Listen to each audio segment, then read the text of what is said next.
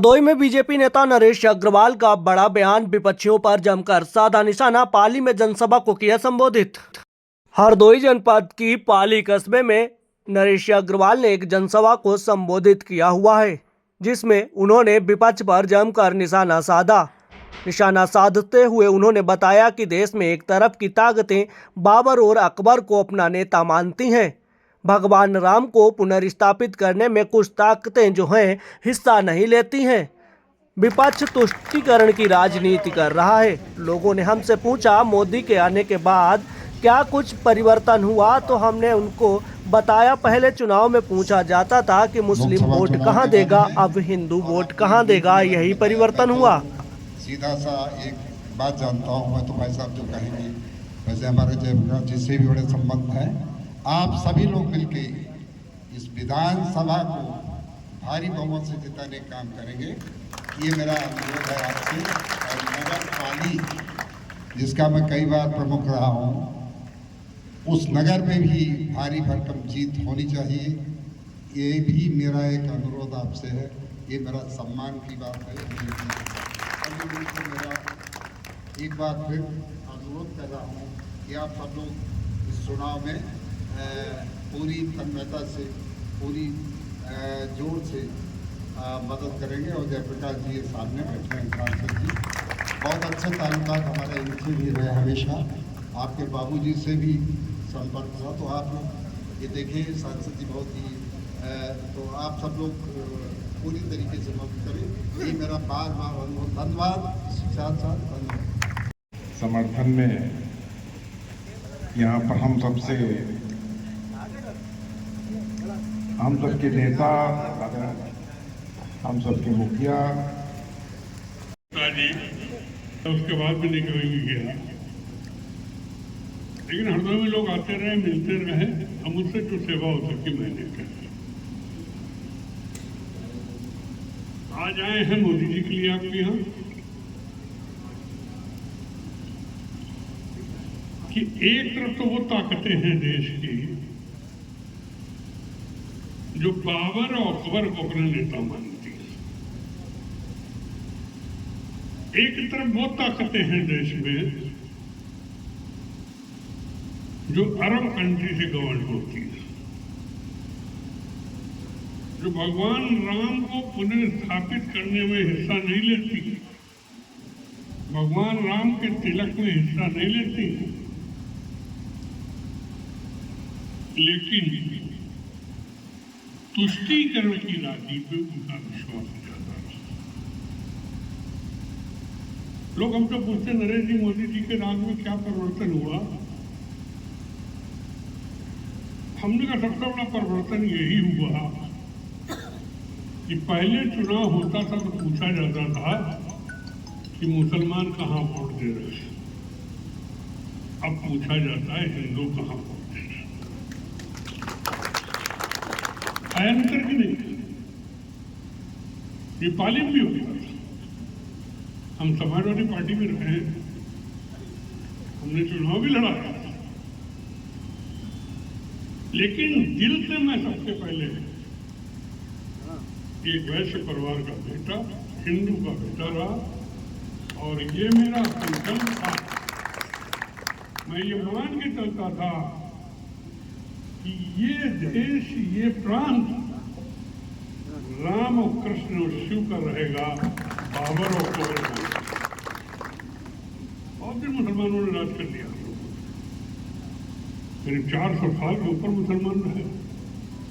मैं मुसलमानों से एक बात कहता हूँ कि भाई कोई पाकिस्तान से आए नहीं, तो बांग्लादेश से आए नहीं, तुम अरब से आए नहीं, हाँ तो हिंदू भाई को बदल के मुसलमान बन गए।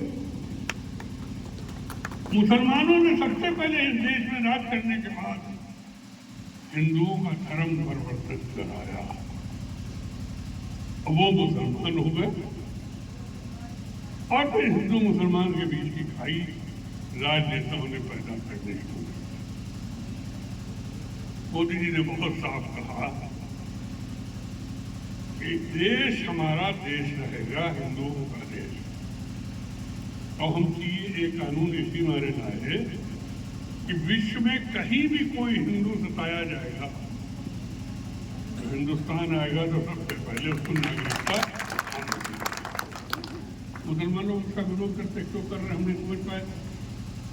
तुष्टिकरण की राजनीति में आप कुछ भी कर लीजिए, लेकिन देश तो हिंदुओं का रहेगा। विश्व में एक ही देश हिंदुओं का देश। अब अंग्रेज अपने को अंग्रेज कहलाएंगे, पारसी अपने को पारसी कहलाएंगे, तो हम क्यों नहीं हिंदू कहलाएंगे अपने आप को? हिंदू है तो हिंदू है।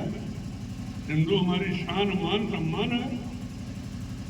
और मैं आप सबसे बात कहने आया कि अगर धर्म को जिंदा रखा तो दो जाति जिंदा रखे, ब्राह्मण और बनिया। हम ऐसे से धर्म को जिंदा रखें और आप पूजा से धर्म को जिंदा रखें। एक सिक्के के अगर दो पहलू कोई हैं तो वैश्य और ब्राह्मण। हम लोग तो ब्राह्मणों की पूजा करते हैं। ब्राह्मण अगर सबसे ज्यादा किसी धर्म को स्वीकार है तो वैश्य को स्वीकार। और मैं तो फिर नेता रहा ठहरा, करेला ऊपर नदीम चढ़ा। मैंने हरदम कोशिश की कि कोई आदमी खाली हमारे घर से लौट ना आए। यह देश राम, कृष्ण और शिव का है और रहेगा। देश बाबर और अकबर का नहीं। मुसलमानों ने देश पर बहुत दिनों तक राज्य किया। फिर से सुनिएगा बीजेपी नेता नरेश अग्रवाल ने क्या कुछ पाली कस्बे में कहा और किस तरीके से विपक्षियों पर जमकर निशाना साधा हुआ है। उसके बाद भी नहीं गया,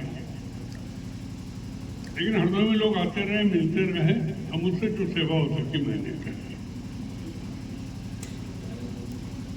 आज आए हैं मोदी जी के लिए आपके यहाँ कि एक तरफ तो वो ताकतें हैं देश की जो बाबर और अकबर को अपना नेता मानती है,